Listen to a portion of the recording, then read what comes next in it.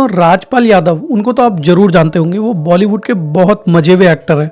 उनकी कॉमेडी ने तो हमें बहुत हंसाया है, बहुत सी फिल्मों में उन्होंने कॉमेडी करी है, यहाँ तक कि सीरियस एक्टिंग भी करी है, विलन की भी करी है। लेकिन आज की डेट में राजपाल यादव तिहाड़ जेल में बंद है। जी हाँ दोस्तों, उन्होंने तिहाड़ जेल में खुद से सरेंडर किया 5 फरवरी को।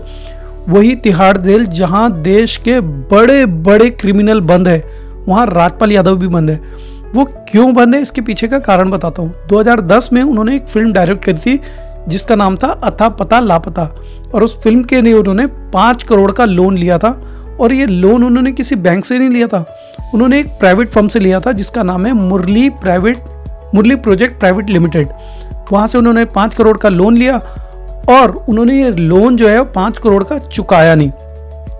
और उन्होंने चुकाया नहीं, लेकिन उन्होंने चेक दिए उस कंपनी को लोन के रिपेमेंट के लिए।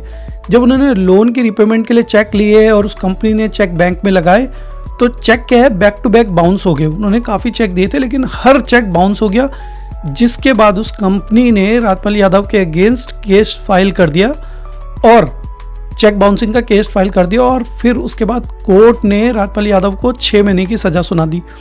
फिर इस सज़ा के लिए राजपाल यादव ने 2018 में सज़ा सुनाई थी और फिर इसके अगेंस्ट अपील करी राजपाल यादव ने।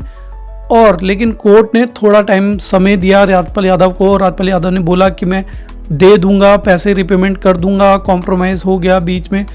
लेकिन फिर 2024 में कोर्ट ने सख्त आदेश दिया।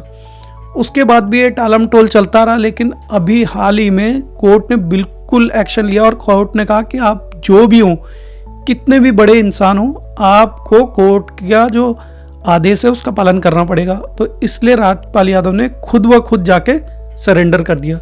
और पिछले साल राजपाल यादव आए थे लल्लन टॉप के शो पे, तब सौरभ द्विवेदी ने लल्लन टॉप के शो में ये बात पूछी थी राजपाल यादव से कि आप पे 5 करोड़ का आरोप है, आपने कंपनी के पैसे नहीं दिए हैं।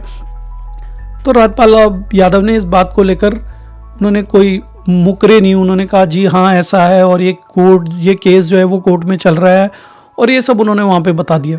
लेकिन ये पहली बार नहीं है जो राजपाल यादव के अगेंस्ट ऐसा केस हुआ है।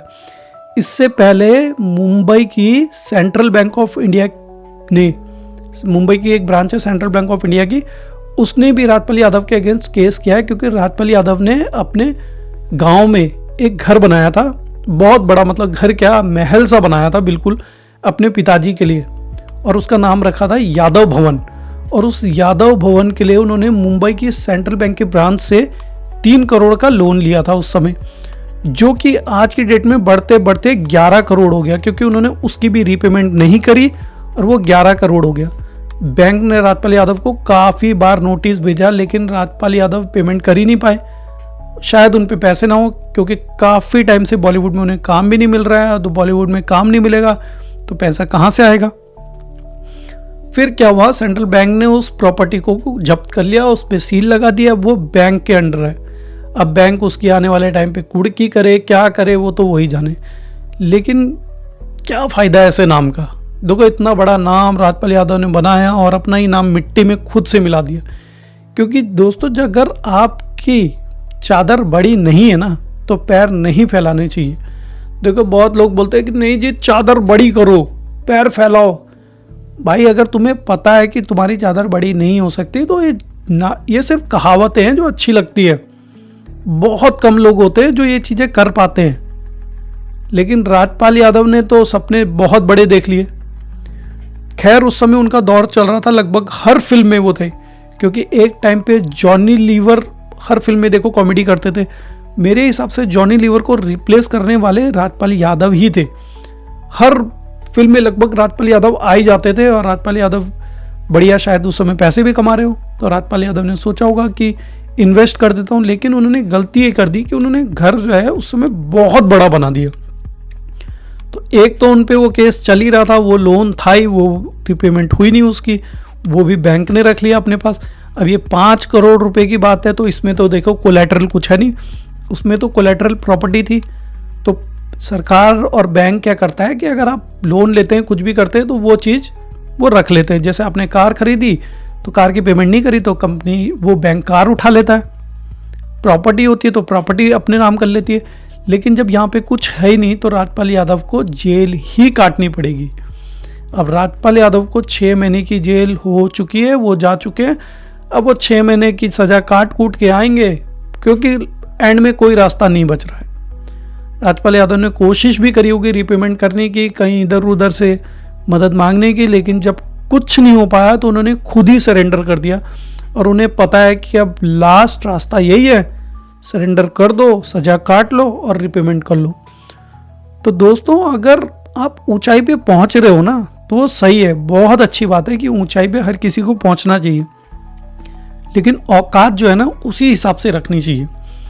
आपको लगता है कि मैं वो चीज़ें कर सकता हूं तो उतनी ही करें जितनी आपको लगता है, अपनी औकात से ऊपर ना जाए।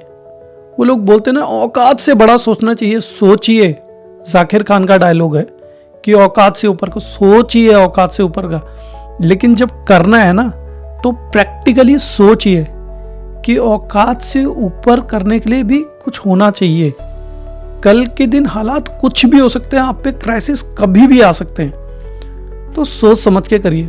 और वैसे भी ये बॉलीवुड है, यहाँ दिखता जो है ना वो असल होता नहीं है। यहाँ रिश्ते फर्जी होते हैं, लोग ही फर्जी होते हैं। वहाँ लोग, क्या पता राजपाल यादव ने सोचा होगा अरे मेरे बॉलीवुड में इतने टर्म्स है, कल के दिन कोई दिक्कत होगी तो यूं हो जाएगा। लेकिन दोस्तों ऐसा कुछ नहीं है। ये बॉलीवुड वालों के जो है मुखोटे हैं लगे हुए, जो हमें दिखता है ना वहाँ चकाचौंध ये सब, असल में ऐसा होता नहीं है कुछ। अगर इतनी चकाचौंध, इतने मजे होते ना वहाँ, तो हर कोई वहाँ नशेड़ी ना होते। देखे आपने कितने नशेड़ी होते हैं वहाँ, तो नशेड़ी ना होते। तो बस दोस्तों, मैं यही कहना चाहूँगा, राजपाल यादव के बारे में यही अपडेट थी। आने वाले टाइम में आपको कुछ और बात बताता हूँ। मिलते हैं अगले वीडियो में, तब तक के लिए जय हिंद, जय भारत।